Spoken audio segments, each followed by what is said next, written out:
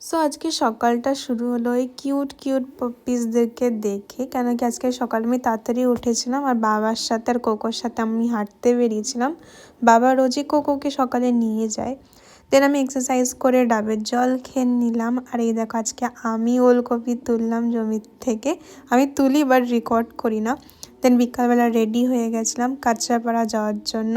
প্রথমেই আমরা গেছিলাম বিশালে, মার কিছু জিনিস কেনার ছিল। আর মা না জিনিসপত্র দেখে বলছে এইটা ভালো লাগছে ওটা ভালো লাগছে, কিন্তু রেখে দিচ্ছে, কিছুই কিনছে না। লাস্টে অল্প জিনিস আমরা কিনে নিয়েছিলাম, কিনে দেন রিটার্ন আসছিলাম। রিটার্নও না, মানে আর একটা দোকান যাওয়ার ছিল জুয়েলারিস কেনার জন্য, কেন কি সামনেই তো বিয়ের সিজন, বুঝতেই পারছো।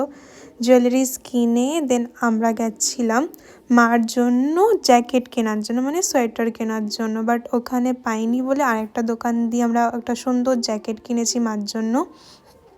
দেন আমরা গেছিলাম পর্দা কেনার জন্য, কেন কি বাড়িতে বারান্দায় পর্দার দরকার ছিল। মা ঘুগনি নিল আর আমি আমার জন্য ধোসা প্যাক করে নিলাম, কেন কি ট্রেন চলে এসেছিলো অলমোস্ট।